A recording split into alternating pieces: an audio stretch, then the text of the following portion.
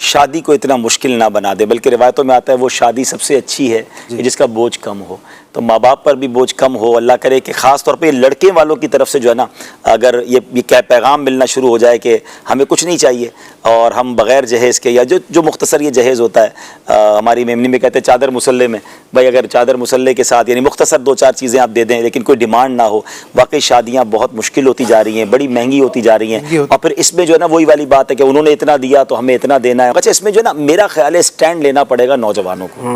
خود لڑکا اگر اپنے ماں باپ کو کہہ دینا کہ میں نے جب بیوی میری ہے تو پھر اس سے کیا لینا ہے، بھائی میں نے آگے بھی زندگی پر میں نے اس کے ساتھ اس کی خیر خواہی کرنی ہے، اس کی نان نفقے کا خیال رکھنا ہے. تو یہ ڈیمانڈ والا پروگرام چھوڑ دے اور انشاءاللہ وہ کہے کہ ہم نے کچھ نہیں لیا. اگر اسٹینڈ لے لیں تو ہو جاتا ہے ماشاءاللہ، اور پورے خاندان میں آپ کی نیک نامی بھی ہوگی. یہ رواج زندگی عزت ہوگی، پوری زندگی عزت ہوگی. اور بعض اوقات تو اتنا زیادتی ہوتی ہے. میں نے دیکھا اشفاق بھائی، مجھے ایک شادی اس لیے یاد ہے کہ ہمارے قریبی رشتہ داروں میں وہ شادی ہوئی، لیکن اس پوری سٹوری کا انجام بہت خوبصورت ہوا تو مجھے بڑا اچھا لگا. بہروز بھائی، ہوا یہ کہ ایک میمن کمیونٹی میں ہمارے ایک رواج ہے کہ ایک کمیونٹی میں کہ شادی کے لیے لڑکی والوں کو گھر لے کے دینا ہوتا ہے. تو گھر لڑکے کو مل گیا اور شادی ہو گئی. بعد میں اس لڑکے کو پتا چلا کہ یہ گھر دینے کے لیے سسرال والوں نے اپنا گھر بیچ دیا اور وہ خود کرائے کے گھر میں چلے گئے.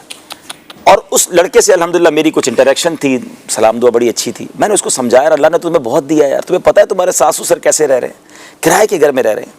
اللہ اس لڑکے کو سلامت رکھے، اس نے اپنا گھر بیچا، اپنے سسرال والوں کو واپس گھر دلایا، اپنے ماں باپ سے مشورہ کیا پہلے، اور پھر اپنے ماں باپ کے ساتھ رہنا شروع ہو گیا. بولا میں آپ کے ساتھ رہوں گا، آپ کی خدمت کروں گا، کیونکہ میری وجہ سے میرے سسرال، وہ بھی تو ماں باپ ہے نا، اور وہ کرائے کے گھر میں چلے گئے اپنا گھر چھوڑ کر. آپ جو اشفاق بھائی نے جملہ کہا نا، اب تک اس بندے کی اپنے سسرال میں جو عزت ہے نا، یعنی وہ رو کے دعائیں کرتے ہیں اس کے لیے کہ ایسا داماد کب ملے گا کہ جو گھر لے چکا اور گھر بیچ کر واپس ہمیں گھر دلایا. تو یہ وہ مثالیں ہیں تو ہمیں سوچنا، مطلب یہ میں کیسے خوش رہ سکتا ہوں کہ میرے پاس میری زوجہ تو آ گئی، میرے سسرال والے قرضے میں چلے گئے. کچھ خاندانوں میں ہے ایسا ماشاءاللہ، جو کرتے ہیں نا، وہ کہتے ہیں ہم اپنی بہو سے کچھ نہیں لیں گے، اور پھر اللہ پاک نے ان کو عزت بھی دی. اور کم نہیں ہوتا یار، ہمارے نصیب کا ہمیں مل کر رہے گا. کسی کا لے کے یعنی شادی کے چکر میں بوڑھے ماں باپ کو مقروض ہوتے دیکھا ہے. ساری زندگی وہ بیٹی تو بیاہ دیتے ہیں اور پھر ساری زندگی قرضہ اتارتے رہتے ہیں. کیوں کرنا ہے ایسا بھائی؟ اگر اللہ نے آپ کو نوازا ہے تو یہ جہیز کو ختم کریں اور یہ جو سادہ جہیز ہے اس کو لے کے رکھیں.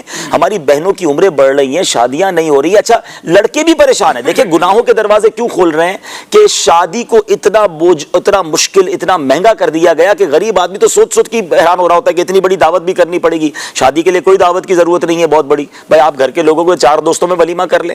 اچھا دیکھیں، جب یہ کووڈ آیا تھا، لوگ کہتے ہیں، میں 2-3 باتیں کہتا ہوں، کووڈ آیا تھا دعوتیں نہیں ہوئی. میں نے اتنی سادہ شادیاں دیکھی ہے، گھر کی چھت پہ شادی ہوئی اور 15-20-25 لوگ آئے اور شادی بھی ہو گئی. میں نے کہا کاش یہی فارمولا کووڈ کے بعد بھی جاری رہ جائے. ادھر کووڈ گیا، ادھر جناب پھر ہال بھرنا شروع، اور وہی مہنگی دعوتیں.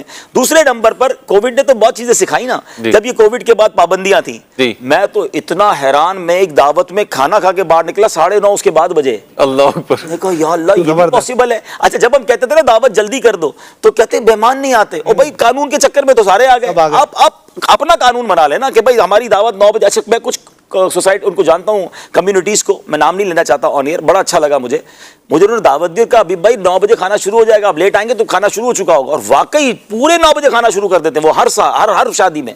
وہ چاہیں اور پورا ہال بھر جاتا ہے ان کا، کہ ان کو پتا ہے نا کہ یہ ہو جائے گا. تو ہم اگر چاہیں، ولنگ ہو، تو ہمارے خاندانوں سے، ہماری کمیونٹی سے جہیز بھی کم ختم ہو سکتا ہے. جو سنت کا جہیز کا ہے وہ رکھیں، باقی یہ ڈیمانڈ پروگرام ختم کریں اور شادیوں کو سستا کر دیں. شادیوں کو، لوگوں کا کام ہی باتیں کرنا ہے. بہروز بھائی آپ 10 لاکھ کا کھانا کھلا لیں، انہوں نے پھر بھی کہہ دینا فلاں آئس کریم کیوں نہیں رکھی، کنجوسی کی ہے. جب 10 لاکھ کے بعد بھی یہ سننا ہے تو 50,000 میں بھی سن لو یار، 9.5 لاکھ بچا لو، ان کو عمرے پہ بھیج دو میاں بیوی کو. کھانوں پہ اتنا خرچہ کرنا ہے، اس سے بہتر ہے یار کوئی ڈھیکی کا کام کر لیں، کسی اور کی شادی کرا دیں. تو بہت زیادہ اس پہ خرچ ہو رہا ہے.